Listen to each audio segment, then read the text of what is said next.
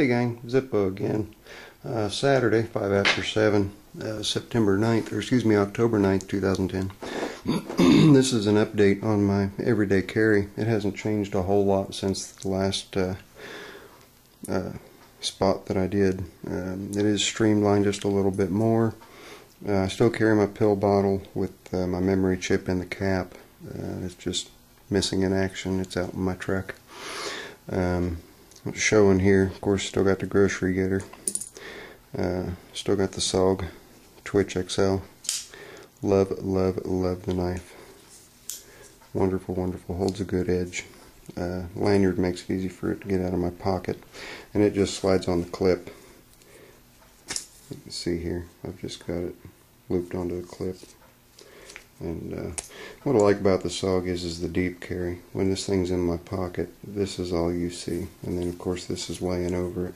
So it just looks like maybe my keys are hanging out or something like that, because you don't see the knife at all. But at any rate, there's the knife. Of course, low profile. Got my bills, bill paying cards, stuff like that.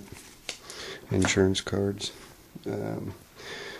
My standard carry has been switched thanks to Bureau of Alcohol, Tobacco, and Firearms. They don't like the wallet holsters, so I cannot carry it. It's considered was it AOW, any other weapon, so it cannot be carried. So I do not carry it. Instead, I've got my North American Arms Pug Magnum in a Mr. Mad Hat. Mad Hat leather, Caldwell, Ohio. Oxblood holster. Wonderful, wonderful. Sits in my back pocket opposite of my wallet. Took the rubber grips off, just really didn't like them. I've got black and gray grips on here now. This one has the tritium night sights. And I don't know if you guys are if that's going to show up or not, but constant glow. At any rate, that's always in my back pocket. And then my keys. I had somebody ask me about this clip. There is two different types of stainless steel built into this. This is a softer, more ductile or malleable, bendable stainless. And then this piece right here has a real high tensile strength to it. But the question that I had was how do you get your keyring on and off? Because that tab in stock form, you can kind of see that I have moved it up out of the way so that I can loop my keys on. And I don't even lift the whole thing when I take my keys off. All I do is, I'll show you guys, when it's on my belt, all I do is just lift out on that a little bit, then I can take my keys out. The only time this thing gets opened all the way up is when I'm actually putting it over my belt. So you got that, and that answers the question on how I'm able to get the keyring on and off without it snagging right here. And it's real simple. All I did was really just took a screwdriver and pried back and pulled that tab up out of the way so that it wasn't holding on to the keyring. So there it is, Victorinox. Really, really nice clip. Love it. And I'm sure it'll last me a lifetime. Now we'll come over to the keys. I've still got my pocket clip. Keys sit down inside my pocket. These are my spares. This is a ink pen. You guys can go to EDC forums and order this ink pen. They've got it available in titanium or stainless. This is a stainless version, and it uses a Fisher ink pen refill, and it's pressurized, so it'll write underwater, upside down, and zero gravity, yada yada yada, all that kind of fun happy crap in the winter time. It won't freeze, won't explode in your pocket. Hopefully won't explode in your pocket. So far so good. I've been carrying this for about 3 months now. I took the Spyderco bug off, and in lieu of putting the pin on there, and it really does come in handy. I've used it quite a number of times when in a pinch and needing a pin. And of course I've just got necessary spare keys for door key, rear hatch on my truck, and house key. And then I had another question about the Swiss Tech utility key. The single most used tool I own is that tiny little Swiss Tech utility key.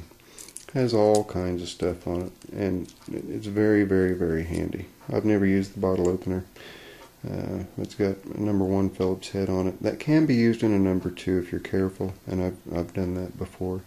You've got a medium-sized bit, a real small bit, and that actually does work to help tighten the screws down in my sunglasses. That little bit right there. Okay. Then partially serrated, and then partially unserrated bit, blade, and I've not resharpened it, and it's done really good at holding its own. And when it comes in, it snaps into place, and then you have a large size bit. So 3 bits in all right there within the 2, and then the Phillips bit and the blade, the bottle opener. I suppose you could use that to pry something else if you was needing to, but this is the single most used tool that I have and that I carry. Occasionally, if I know that I'm going to be pretty busy with stuff where I'm going to need pliers and whatnot, I'll carry my Gerber suspension, but for the most part I don't. This is what I carry. And then got my ITP EOS, which one is this? The ITP A3 EOS, the AAA. I've got a lithium battery in there. I got to tell you, let me get this thing to focus. The lithium, and I took the pocket clip off because it just kept getting in the way. I put this lithium battery in after I got this, and I got this over a year ago at the gun show, and it's the same battery. I use this flashlight daily, all the time, 3 different modes. If you're not needing something that's tactical, that SOS and doing all the blinking and all that, all those happy buttons, bells and whistles with the I'm gonna cut you up bezel on the front and the glass breaker on the back and all that fun stuff, this is a perfect little flashlight. Teeny tiny. I guess it rivals with the Maritac in the way that they function. This is the upgraded model. Of course, it says upgraded on it. But that's it. That's what the old boy carries.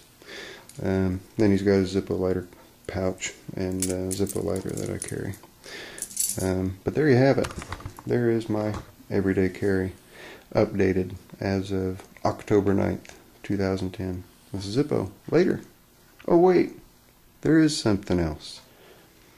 Now, I'm getting a little older. Seeing things isn't quite so easy anymore. And I was reading on EDC forums, and some of the guys have been going out and getting binoculars. And I thought, well, that's a good idea. You know, if you have to pull all the way up and get hours on a building or something like that, it's hard to do and hard to see. Well, I was looking on eBay and found me, buy it now at $10 with free shipping, a $40 Brookstone 8x20 fully coated optics dual prism, bringing the field of view from 1,000 yards into 288 feet. Binocular. And look at this little bad boy. Teeny tiny. It works really good. Like I say, I use this as my spotting scope when I go to the firing range. It's good for, you know, checking street signs that you can't see real well. Of course, not the person that's driving. It'd be for your passenger. But you know, checking the hours on on door signs in businesses. And also, this can be taken off, and you can use this end as a jeweler's loop to get in and look at fine detail. Like if I wanted to show you guys fine detail on something, all I'd have to do is take this off and get it up into the lens. And then, as you can see, you can bring that grip right up. It's not focusing great, but it does. But see how that works? So anyway, but that's the latest one. It usually just sits beside the seat. And but that's it. This is Zippo. Later. I'm out.